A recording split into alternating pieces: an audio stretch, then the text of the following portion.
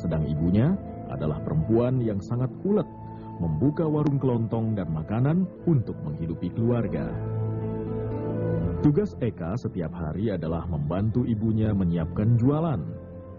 Ia harus menggiling singkong untuk membuat getuk. Setelah selesai menyiapkan membantu ibunya, kemudian Eka pergi ke sekolah sambil menjajakan kue buatan ibunya di sekolah. Rutinitas itu ia lakukan hingga ia bersekolah di SMA. Bahkan, ia harus tengah menderita untuk bisa kuliah dan meraih cita-cita sebagai seorang dokter. Itulah masa lalu Eka Julianta Wahyu Pramono. Perjalanan panjang dan berliku sudah ia tempuh untuk meraih mimpinya. Kini, Eka adalah seorang ahli bedah saraf kaliber dunia.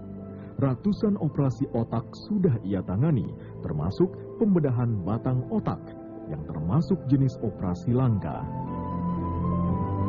Kini Eka juga kerap diundang untuk melakukan presentasi di berbagai fakultas kedokteran dan simposium di seluruh dunia, baik Amerika, Eropa, Asia, juga Afrika.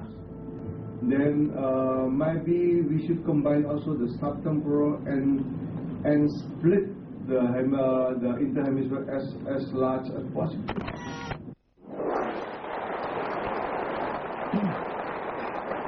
Kalau lihat tayangan tadi kita nggak percaya bahwa itu dulu jualan getuk.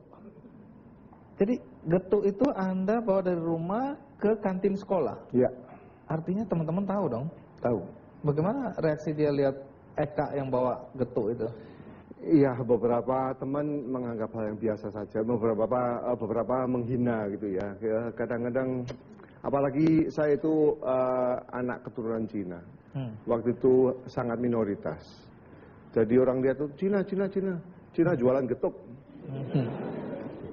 Saya anggap sepi aja. Penghasilan utama keluarga dari jualan jajanan itu? Iya. Ayah tidak kerja? Ayah tidak kerja. Nah, saya selalu ingin bertanya ya, karena dari pengalaman dengan narasumber yang awal-awal tadi ya, itu selalu orang tuanya memiliki keterbatasan buta huruf, tidak tamat SD, dan Anda juga seperti itu. Banyak orang nggak percaya dari keluarga seperti itu lahir sebuah nilai.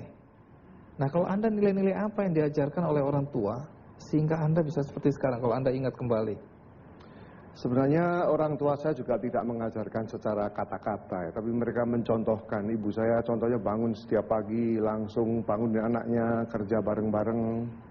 Langsung dia menyuruh saya, itu urusin adikmu, kasih makan. Ini untuk yang dibawa ke kantin, ini bawa penjual si A, si B, si C. Jadi saya belajar dari situasi, bukan dari nasihat mereka berdua, tapi dari situasi bahwa seperti itulah kehidupan dan harus bekerja keras untuk meneruskan hidup.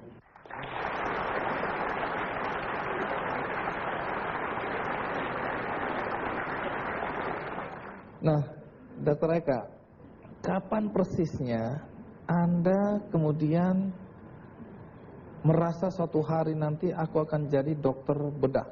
Apalagi sekarang bedah syaraf dan mikro lagi. Kapan terpikirkan? Sebenarnya itu tahap demi tahap, Bung Andi. Ketika saya menjadi anak kecil, ada seorang tetangga saya, seorang dokter. Saya melihat, wah kok bagus ya kehidupannya seperti